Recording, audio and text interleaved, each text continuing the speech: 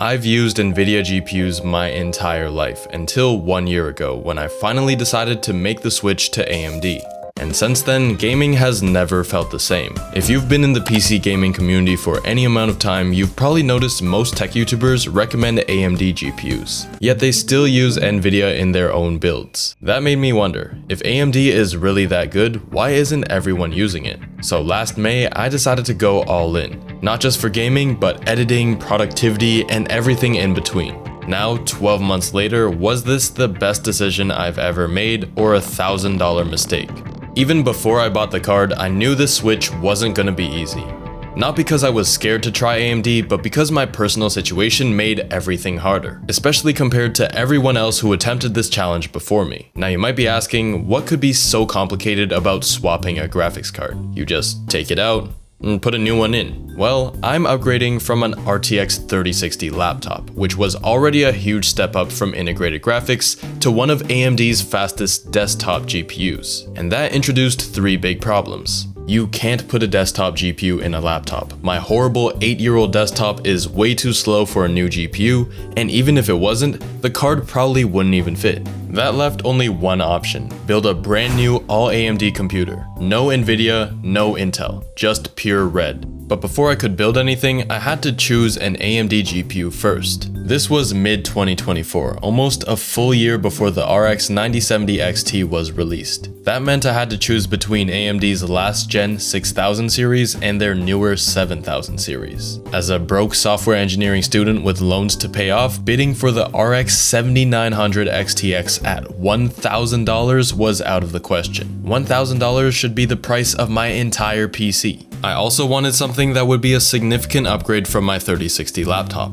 I wanted an upgrade, not a side grade. So cards like the 6600 and 7600 were scratched off the list. So immediately I was drawn towards the 7800 XT, 7900 GRE, and 6900 XT, hoping that I would be able to find at least one of these for a good price. After weeks of losing eBay bids, I finally won a 6900 XT for $395, which was significantly below the average selling price. But the price wasn't the only reason why I chose it over anything else in its price range. Back in 2020, the RX 6900 XT launched at $1,000, and honestly, it was kind of a letdown, especially during the GPU shortage when it was nearly impossible to find at MSRP. 9% more frames than the 6800 XT for 42% more money. It's safe to say that it wasn't worth the money back then. Fast forward to today though, and it's a different story. For just $400, this card not only matches the RTX 4070 Super at a lower price, but it also has 16 GB of VRAM, which will probably be enough for at least a few more years. When the payment went through, it really felt like the best value I could get without blowing my budget. At least that's what I hoped. With the GPU finally in hand, I was ready to build the rest of the system. Almost. In reality, I was broke, as I said. I couldn't afford to buy everything at once, so I kept saving, researching, and budgeting for a few more weeks. It wasn't until July that the rest of the parts finally arrived at my door. First, the CPU, the Ryzen 5 7600X. It's about as fast as the Ryzen 7 5800X 3D, so it'll definitely be fast enough to not bottleneck my GPU. More importantly, it's on the new AM5 platform, so I can upgrade later if I ever go for something like the Radeon 7900 XTX. For the rest of the build, I kept things pretty simple and cost-effective. Every part was chosen to deliver as much gaming performance as possible without wasting a dollar on aesthetics. I picked up the cheapest 32GB kit of 6000 MHz CL30 RAM, the cheapest ATX motherboard, a single fan air cooler, an all-black case, the cheapest 2TB NVMe SSD, and the cheapest 3-pack of fans. And after 2 hours of building and 4 hours setting it up, my brand new PC was ready to go.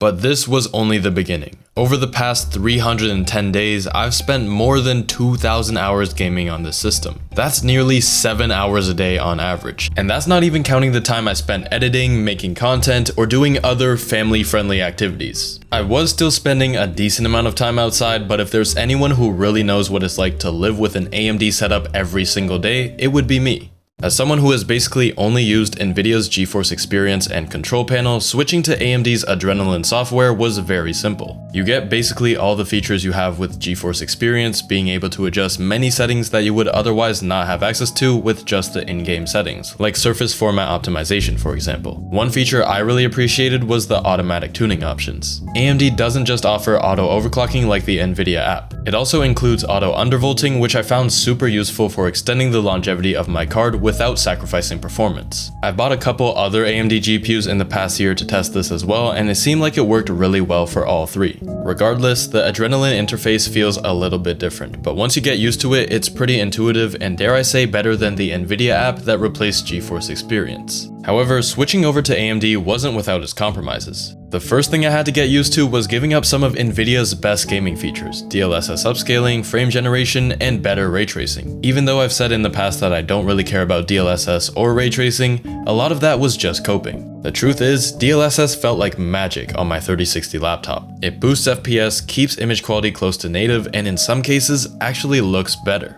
AMD's FSR upscaling just wasn't hitting the same level of sharpness, especially at lower resolutions or in motion. But this might not be the case in the very near future. AMD and even Intel have been catching up lately. FSR and XeSS have made their way into more and more games, and FSR 4 is looking very promising, often better than NVIDIA's latest DLSS 3. But there are still older titles like Rise of the Tomb Raider and even slightly newer ones like Control where DLSS is the only upscaling option. So if you don't have an NVIDIA GPU, you either have to play at a lower resolution or get less FPS. As for ray tracing, I've never had a GPU that could run it well anyways, so I've always left it off. Same with frame generation. It's a cool feature, but it's not supported on the RTX 30 series or RX 6000 series, so it's not a technology I've been able to use. So yeah, switching to AMD came with quite a few sacrifices, but for how much raw performance you get with the 6900 XT, especially at the price they go for, it's easy for me to look past those trade-offs. With those trade-offs in mind, let's see how the 6900 XT handles today's most demanding Unreal Engine 5 titles, competitive games, and everything in between. The first game I tried when I set up this PC was Cyberpunk 2077, and out of the 11 games I'm going to be showing you today, this is absolutely one of the most difficult ones to run,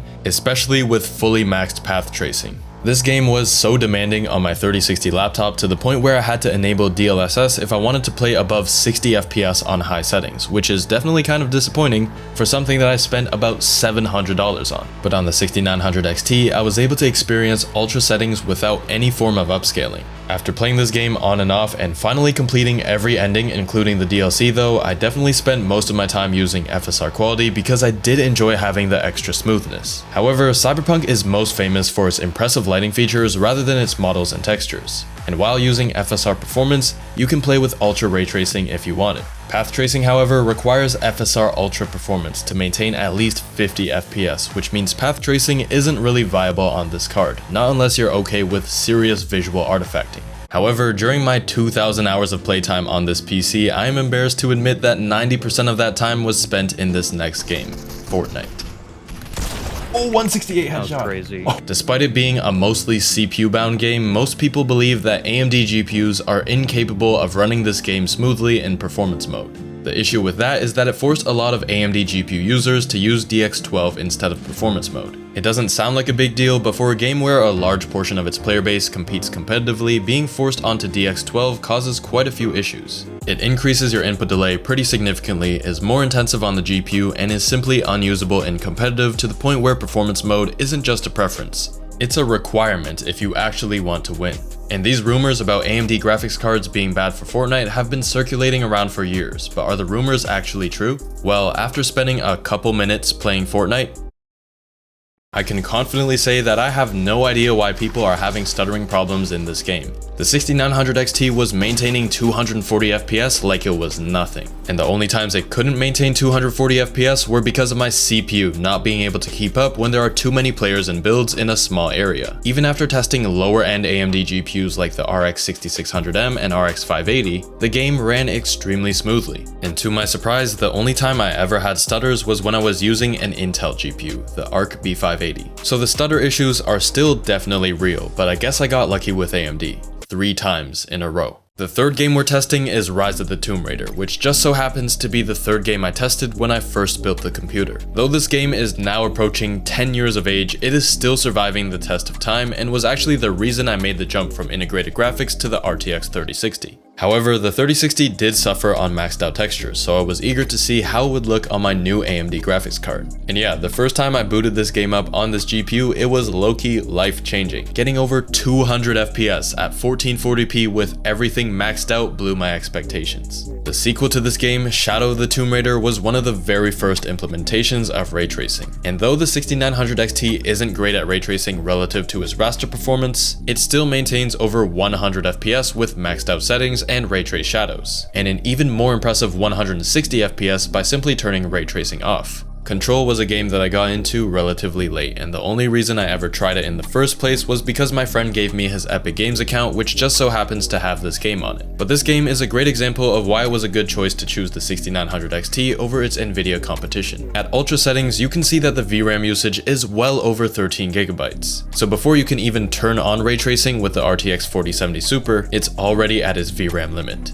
And though the 6900 XT can do ray tracing on the high preset at 1080p, Ultra RT at 1440p native leaves a lot to be desired. But things start looking better in this next game. Ratchet Clank Rift Apart, our first PlayStation port of the video, is another VRAM hungry game that runs amazingly well on this GPU. Although it does offer full ray tracing, it isn't an option on AMD graphics cards. Either way, at fully maxed out settings, the 6900 XT was able to finish the intro cutscene with 112 average FPS and a 1% low of 82 FPS, which is plenty for a game in this genre. FragPunk, one of the newest Unreal Engine 5 titles, but also one of the most well-optimized, can easily do 500 FPS with this GPU at low settings. And if you have a 240Hz monitor like I do, the 1% lows of 252 means this game will feel consistent through and through on these settings. But with a monster GPU like this, you might as well up the settings to the highest preset, and it's good to know that I can still get over 200 FPS without upscaling, frame generation, or compromising on any graphics settings. Black Myth Wukong, in contrast, is one of the most demanding games in history. Good luck playing this Souls-like game at 1440p native with very high settings. You're only gonna get 40 FPS with this card. Fortunately, FSR quality does a really good job here and brings us up to 78 average FPS without sacrificing much visual quality. Ghost of Tsushima, despite originally releasing as a PlayStation exclusive in 2020, the PC port released just last year, but strangely isn't as VRAM hungry as something like Ratchet Clank. In the opening scene, it does a solid 90 average frames with a 1% low not far behind at 75 FPS. The Uncharted 4 PC port released in 2022 doesn't offer too much in terms of graphical advancements, but still looks great by today's standards while not being too demanding. The XT easily holds an average frame rate of 137 and a 1% low of 99 FPS. To close out the benchmarks, we're gonna end off with Rocket League, simply because I've picked this game back up again recently. Let me show you how it's done. Busty! Oh! High quality render settings with everything else set to performance keeps this game at 1100 average FPS and 800 in the 1% lows. This PC is completely overkill for a game like this. While gaming was a breeze at my preferred settings, that wasn't the only thing I used the 6900 XT for. Being a content creator, you can probably guess that I've spent a decent chunk of my time editing videos, rendering timelines, and doing just about everything in between. But the thing is, AMD gets absolutely slammed when it comes to productivity. Whether it's video editing, encoding, 3D rendering, or anything related to machine learning or AI tools, NVIDIA GPUs that would normally be in the same conversation as the 6900 XT are now miles ahead. In Premiere Pro and After Effects, for example, it wasn't unusable of course, but it wasn't noticeably faster than my RTX 3060 laptop, which sounds crazy considering the 3060 Mobile is an entry-level graphics card. But to be fair, the 6900 XT was still more than capable of handling everything I threw at it. OBS was totally fine since I wasn't streaming most of the time, just recording gameplay. And even when I did stream the few times that I didn't run into issues you would normally expect. So even though NVIDIA undoubtedly has the upper hand in productivity and AI workloads, I don't care. We do not care. The 6900 XT is perfect as my daily driver. I never felt like it was slowing me down or holding me back. And that's more than I can say for a lot of GPUs I've used before. This GT 710. I cannot believe this thing cost $30 whole. For that price, I could have watched the Minecraft movie twice. But how long do I think the 6900 XT will last? Because sure, Right now, it delivers impeccable 1440p performance across a wide range of games. But games are only going to get harder and harder to run. In spite of that, I honestly see it running strong for at least a couple more years, especially with the continued development of AI upscaling and frame generation. I don't expect to upgrade anytime soon because the card still performs at a level that suits my needs perfectly. Even as games get more demanding, its 16GB of VRAM should help it stay relevant, and I'm confident that it will continue to be a great choice for 1440p gaming. And if I could go back in time and pick a different card, I probably wouldn't. This GPU gave me the best balance between price and performance for what I needed, and overall, I don't think I could be more satisfied with my switch to AMD. That said, there were many compromises I had to make. Earlier, I said that this video card misses out on NVIDIA features like frame generation. But what if you could have AMD's price to performance and NVIDIA's advanced features at the same time? Well, I might have found the solution. If you want to see me use both AMD and NVIDIA in the same PC to hit 240 FPS in every game, watch this video next.